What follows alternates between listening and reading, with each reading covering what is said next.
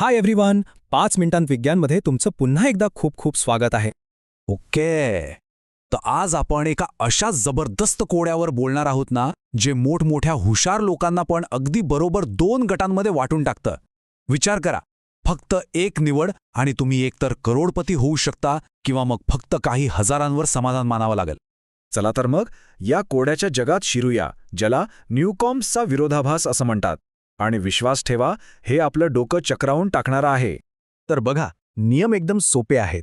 एक super computer आहे आणि तो इतका भारी आहे की तो आपल्या निवडीचा जवळजवळ 100% अचूक अंदाज लावू शकतो. आणि गंमत म्हणजे आपण खोलीत यायच्या आधीच तो आपलं मन ओळखतो, अंदाज लावतो आणि त्याप्रमाणे 2 बॉक्समध्ये पैसे ठेवतो. आता चॉईस आपला आहे, काय करायचं. आणि इथेच तर खरा खेळ आहे. जर कम्प्युटरने अंदाज लावला की आपण फक्त एकच बॉक्स म्हणजे बॉक्स ए उचलू, तर तो त्यात पूर्ण $10,00,000 ठेवतो. पण जर त्याला वाटलं की आपण लालची आहोत आणि दोन्ही बॉक्स उचलू, तर तो बॉक्स ए रिकामा ठेवतो. आणि हो, बॉक्स बी मध्ये नेहमीच $1,000 फिक्स असणार आहेत. सगळ्यात महत्त्वाची गोष्ट, हे सगळं आधीच ठरलेलं आहे, आपण खोलीत पाऊल ठेवण्यापूर्वीच.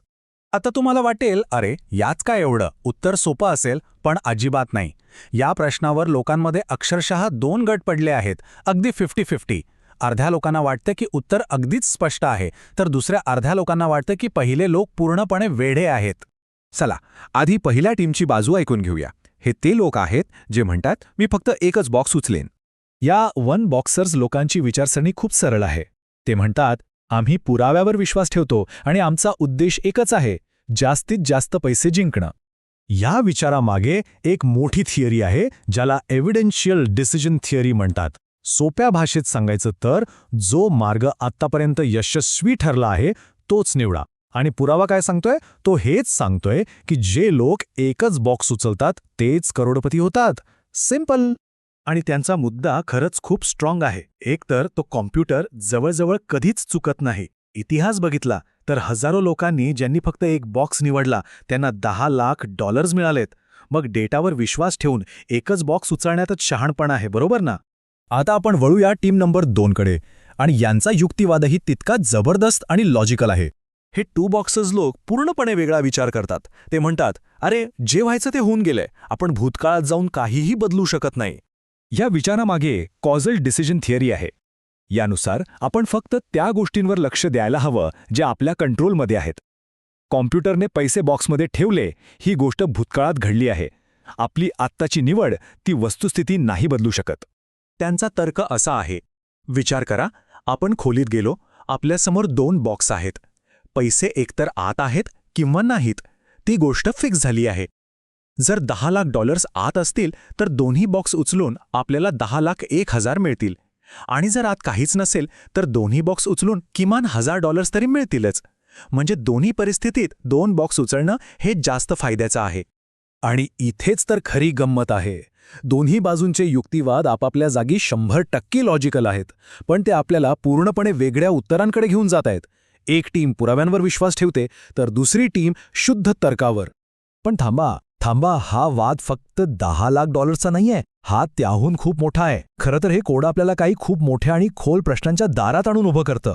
ही एक साधी निवड आपल्याला आपल्या स्वतंत्र इच्छाशक्तीबद्दल म्हणजे फ्री विल, खरं लॉजिक म्हणजे काय असतं आणि आयुष्यात योग्य निर्णय कसे घ्यायचे यासारख्या मोठ्या तात्विक प्रश्नांवर विचार करायला भाग पाडते.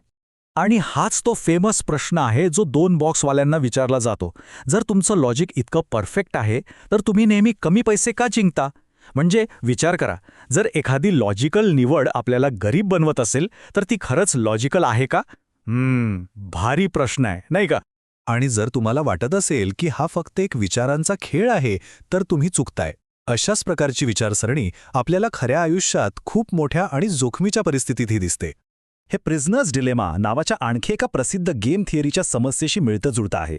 यातही जी निवड वैयक्तिक पातळीवर सर्वात जास्त लॉजिकल वाटते, तीच निवड दोघांसाठी मिळून सर्वोत्तम नसते. याचं जगातलं सगळ्यात मोठं उदाहरण म्हणजे शीतयुद्धाच्या काळातलं अणुबॉम्बचं धोरण, ज्याला मॅड म्हणायचे. दोन्ही देशांनी एका अशा कृतीसाठी स्वतःला वचनबद्ध केलं जे वरकरणी वेडेपणाचं वाटेल. म्हणजे हल्ला झाला तर आम्ही समोरच्याचा पूर्ण विनाश करू. आणि गंमत म्हणजे याच वेड्या वाटणाऱ्या वचनबद्धतेमुळे हल्ला कधी झालाच नाही. म्हणजे सर्वोत्तम परिणाम मिळवण्यासाठी एका अतार्किक वाटणाऱ्या निवडीला चिकटून राहणं.